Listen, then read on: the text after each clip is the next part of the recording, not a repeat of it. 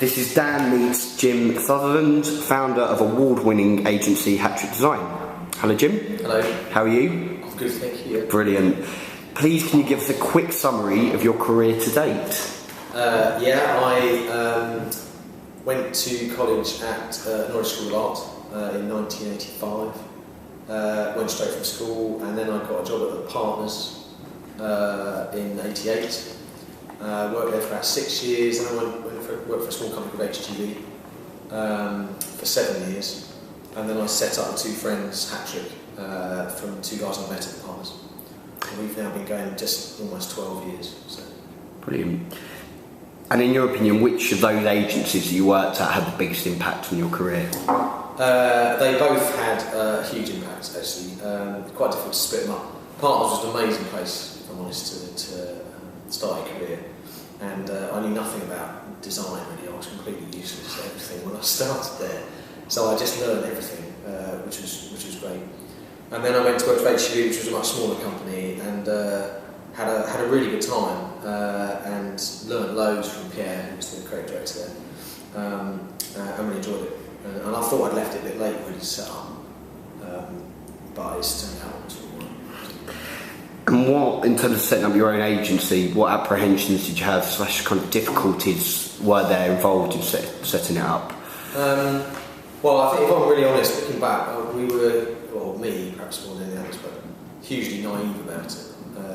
It's one of those things I always wanted to do, set a company up, and so we sort of did. We had no money, we had no clients, we didn't even have a studio to start with, and it was just sort of enthusiasm that kept us going. And then we had a couple of really good breaks, a lot of luck involved, won a couple of projects, and that sort of set us off, and work sort of came in after that somehow. Brilliant. And carried on. So. What's the most embarrassing thing to happen to you at work? What's the most embarrassing thing? Jesus, that's too many to mention. I don't know. God, that's a tricky question. I don't know. Pass. I'll think about it. I'll give you 2 passes for that. Okay. Right, yeah. What's the best bit of career advice you've been given? That's a good question. Probably we work very closely with a consultant who gives us advice here about managing the company and some of the issues we face. And she said when we first set up, which is something we were doing anyway, which was just the fact that go for the jobs you really love to do. Don't go for money, and the money will come. And I think that's held us in good stead, really, because we're not very, if I'm really honest, sort of efficient with the use of our time. We spend so much time on every single project, but that's because we really love it. So, and then you get nicer projects from doing that, I think. So, I suppose the career advice, I think that's probably the best bit of we've had. So. In 2010, you were voted #1 in Design Week. Yes. How did that make you feel? A bit bemused, if I'm honest. We weren't at all expecting it. We've obviously done quite well at awards over the years, but that was a complete bolt out of the blue.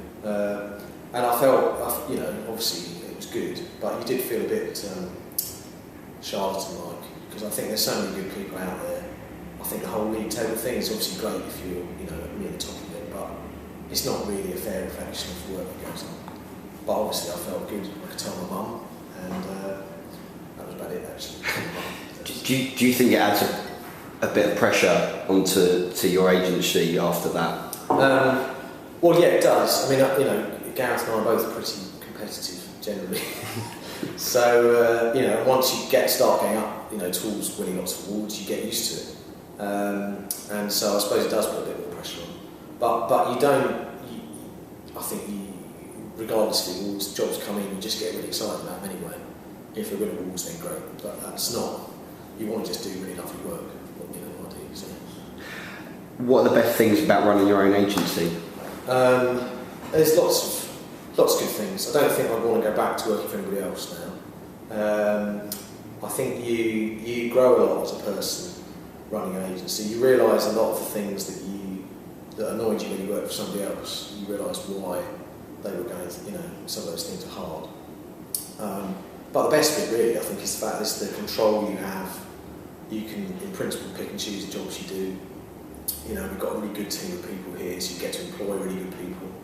And, you know, we've got a really lovely studio and stuff. So it's, yeah, it's all good from that perspective. What makes a good branding designer? That's a good question. That's a good branding designer. I think, I mean, it's mainly, that is pretty much what we do most of our time, is branding work. I think it's a question of coming up with an idea that has sort of legs to stretch across campaigns and digital platforms and all that sort of stuff. So it's having ideas that have got a bit of breadth to them. So it's not just a one-off thing. It's something that you can keep coming up with new things. And you know when you come up with something good because you keep thinking more things you can do with it. Sometimes people, I think you find sometimes you come up with a really good mark, but there's not much to do with it. Or, you know, they come up with a really nice campaign, but the mark itself is a bit rubbish. So it's trying to get something that's got both of those things, I think. It's the nicest projects to do. They're the hardest ones because you're trying to encapsulate something quite complicated. But if you get it right, you know, it's something that's got a bit of permanence, which I like, and it can be a lot of fun, and it can grow over time, which makes fun. So it's rather not sort of one-off. How would you design a spice rack for a blind person? I saw this question and I completely forgot to think about it. Well, I did think Nick Finney's answer was really good, which I can't remember. How would I design a spice rack for a blind person? I'd go and ask a blind person to help me, I think. First person to say that. Am I? Yeah, well, I think that'd be quite obvious. Or I'd close my eyes, I suppose. Perhaps that might help. One or two. If you could turn back time, what would you do differently? I would do. I'd do a foundation course. This is purely from a sort of career-wise, and I would have done an MA. I feel a bit like now.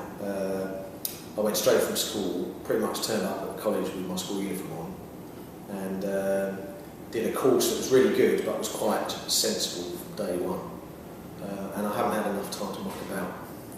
So I'm tempted now to go and do an MA now or do something to have a bit of time to sort of muck about. So artistically muck about. Yes, so. Like that. Who inspires you? Lots of people. I'm finding as I'm getting increasingly older, I'm getting more inspired by more things around me. I seem to be speeding up in terms of going to galleries, seeing films, and looking at other designers. There's so much amazing stuff that it's almost a bit overwhelming. But I feel I'm seeing more of that now than I did perhaps when I was younger and living in college. I'm constantly inspired by Gareth, my partner. He's really good. And I think there's just lots of really good agencies out there. You know, it's sort of competitive and worrying, but it's also like that thing when you go to a lecture and you come out thinking, you know, I feel a bit depressed because I've been so overwhelmed by how great they've been, and you sort of think you're not doing any good yourself, but then I don't know, 2 days later you feel inspired by that. So I think that's a good feeling to be a bit scared at the same time.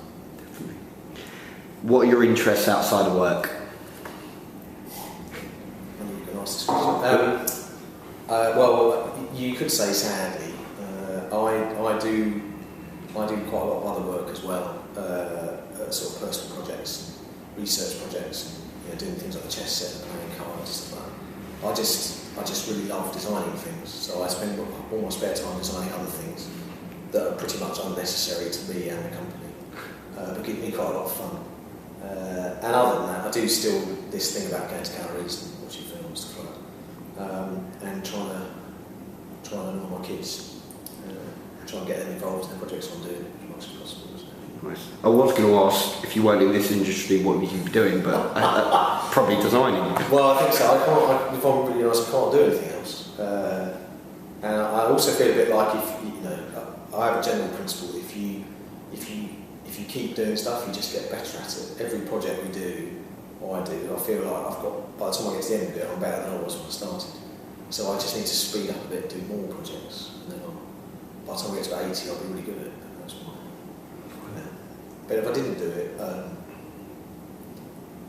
got an idea. We share the same birthday, June 23rd. Oh, really? Yeah. Right. How would you feel about having a joint party next year? I like having a party for my birthday. It's a sort of week-long celebration from Father's Day to my birthday. Perfect. So yeah, I'll be up for doing Okay, brilliant. Thank you very much. We're going to go for a little quick fire round now. Okay, yeah. Olympic gold medal or Oscar? It's not very quick fire, this is it? Just to, I think Olympic gold medal. Design Week Top 100 or the Drum Top 100? Design Week, probably. Brightest person you've worked with? David Stewart. Most creative person you've worked with?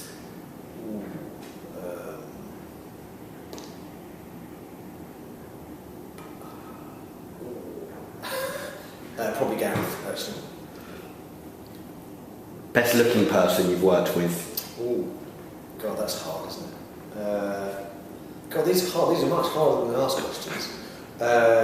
Most. What's the question? Best looking person you worked with? I can't say. Okay, fine. That's your second pass of it. Homeland or 24? 24. Money or haven't happiness? seen Homeland. So. Okay, fine. Money or happiness? Happiness. Apple or Android? Apple. Degree or no degree? I don't think doesn't matter. Retained work or pitch work? That's a good question. I think retained work should do better stuff long term, but there's something exciting about pitch work because it's new opportunities. Gary Barlow or Simon Cowell? Neither. Independent agencies or networked agencies? Well, I'd say independent because we are until somebody buys us. Twist or stick? I'd say twist.